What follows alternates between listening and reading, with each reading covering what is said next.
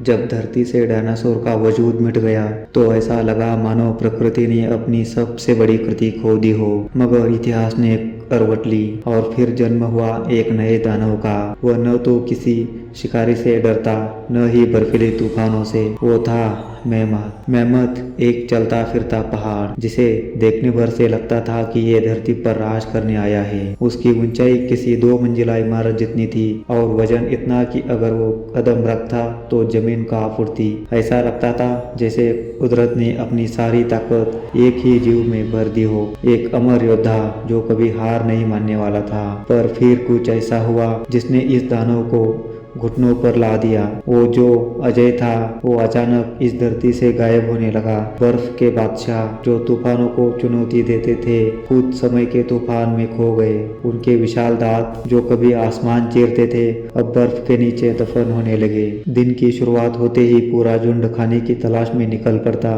उनका सफर लंबा होता लेकिन ये उनके लिए रोजमर्रा का हिस्सा था। वो साथ चलते, साथ रुकते और साथ में अपनी सूंड से एक दूसरे को छूकर मानो आपस में बात करते। उनकी मंजिल वही बर्फीले मैदान थे जहां बर्फ के नीचे छुपी घास उनका इंतजार कर रही थी। वो अपनी विशाल दांत से बर्फ हटाते और नीचे छिपी मीठी घास और छोटे पौधों को निकाल कर खाते। लेकिन इस खुशी के पीछे कुदरत की खामोशी में एक साजिश छुपी थी। उन्हें क्या पता था कि ये हंसी, ये खेल कूद, ये हर दिन का एक साथ जीने की खुशी ज्यादा समय तक टिकने वाली नहीं थी। कुछ ऐसा आ रहा था जो उनकी दुनिया को हमेशा के लिए बदल कर रख देगा और वो इसका अंदाजा तक नहीं लगा सकते थे।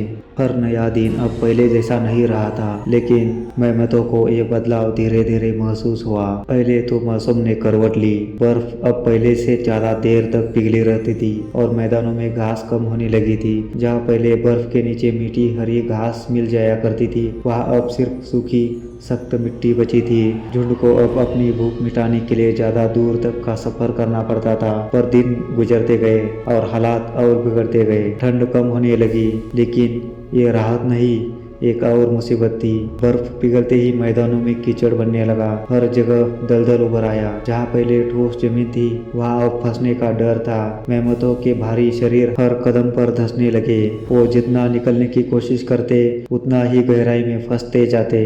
कई छोटे मेहमत तो अपनी माँ की आंखों के सामने इस दलदल में डूब गए। उनकी कराहती आवाजें झुंड की गूंजती गर्जना में खो गई। लेकिन इन बदलावों से भी खतरनाक एक और चीज थी, इंसान। चलिए कल्पना करते हैं एक दिल तोड़ देने वाले मंजर का, जब इंसान और मेहमत पहली बार आमने सामने आए और इतिहास ने करवट ली। सर्दियों की आखिर में जब बर्फ पिघलने लगी थी और मैदान दलदल में बदल रहे थे, कुछ हमारे पूर्वज इंसानों ने एक योजना बनाई। सबसे बड़े मेहमत को गिराओ और पूरे इंसानों को महीनों का खाना मिल जाएगा। उसी इलाके में एक महान विशालकाय मेहमत रहता था। उसे सब काल महत कहते थे। उसकी ऊंचाई बाकी सबसे दोगुनी थी। उसके दांत आसमान की ओर उठते थे और उसकी हर गर्जना पूरी घाटी में गूंजती थी। वो अकेला पूरे झुंड को सुरक्षित ले जाता था। शिकारी जानते थे जब तक वो जिंदा है बाकी झुंड को छूना नामुमकिन था। उन्होंने दलदल वाले इलाके के पास एक गड्ढा खोदा, इतना गहरा कि काल महत उसमें गिर जाए तो वो बाहर न आ सके। ऊपर से घास और टहनिया से उसे ढक दिया। सुबह सूरज उगा और झुंड ने सफर शुरू किया। काल महत सबसे आगे चल रहा था। उसकी सूंड ऊंची थी, आंखों में वही पुराना गर्व झलक रहा था। वो थका हुआ जरूर था लेकिन झुंड के लिए उसकी ताकत अब भी पहाड़ जैसी थी। तभी इंसानों ने चारों ओर से आग लगा दी। धुआं उठने लगा। झुंड घबरा कर इधर उधर भागने लगा लेकिन काल महत वही रुका रहा। उसकी आंखों में गुस्सा था। शिकारी चिल्लाए, भाले फेंके गए। एक भाला उसकी मोटी चमड़ी को भेद नहीं पाया लेकिन दूसरा उसकी टांग में जा धंसा। काल महत गरजा, पूरी घाटी कांप उठी। छोटे मेहमत भागने लगे और झुंड बिखर गया। शिकारी चाहते थे कि वो गड्ढे की तरफ भागे। वो चिल्लाए, आग के गोले फेंके और धुएं ने उसे मजबूर कर दिया और वो गलत दिशा में भागा। काल महत ने अपनी पूरी ताकत से भागना शुरू किया। उसकी विशालकाय टांगे दलदल में धंसने लगी लेकिन वो रुका नहीं। अचानक जमीन उसके नीचे से खिसक गई। वो गड्ढे में गिर पड़ा। उसकी चीख गूंज उठी।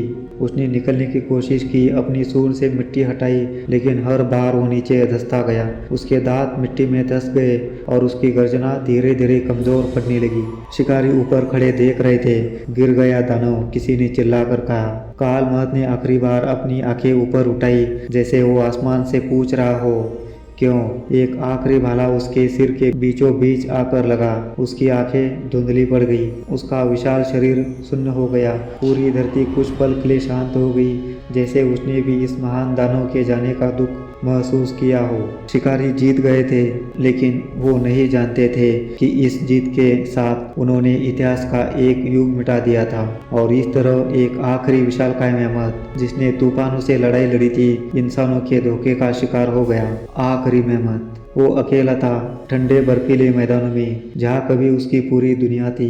अब सिर्फ सफेद सुनसान सन्नाटा बचा था। उसकी आंखों में अब न गर्व था न गुस्सा, बस एक गहरी थकान। वो धीमे धीमे चल रहा था, मानो उसे भी पता था मैं आखिरी हूँ। उसकी सूंड अब भारी हो गई थी, उसके दांत जमीन को छूने लगे थे। वो शायद अपने पुराने झुंड को ढूंढ रहा था, लेकिन वो सब अब सिर्फ यादें बन चुके थे। आखिरकार वो एक पहाड़ के किनारे रुका। उसने अपनी थकी हुई आंखों से आखिरी बार उस मैदान को देखा जहाँ कभी उसके पूर्वजों ने राज किया था। उसकी आंखों से आंसू गिरा, एक आखिरी आंसू जो बर्फ पर टपकते ही जम गया। फिर वो धीरे धीरे बैठ गया, उसकी सांसें धीमे पड़ने लगी, उसकी आंखें बंद होने लगी। और फिर धरती पर आखिरी मेहमत ने अपनी आखिरी सांस ली। उसके साथ ही खत्म हुआ एक युग, एक ऐसा युग जहाँ ताकत और गरिमा के प्रतीक थे मेहमत। हमने सिर्फ एक प्रजाति नहीं खोई, हमने धरती से एक कहानी मिटा दी, वो कहानी जो कभी दोबारा नहीं लिखी जाएगी।